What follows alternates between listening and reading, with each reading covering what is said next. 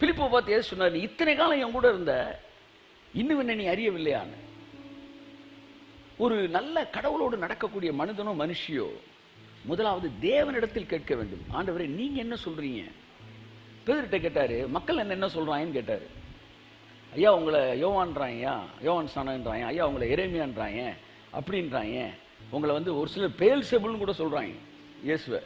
ஆனால் அதெல்லாம் ஃபில்டர் பண்ணிட்டாங்க. இவங்க இங்கே எல்லாம் பேசக்கூடாது, பொது இடத்துல ஐயாட்ட எப்படி பேசணும் தெரிஞ்சு பேசணும்.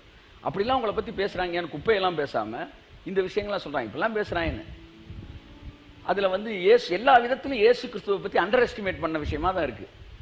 கடைசி ஒரு கேள்வி, நீ என்ன சொல்கிறன்னாரு கையெழுத்துட்டு. நீ என்ன சொல்கிற?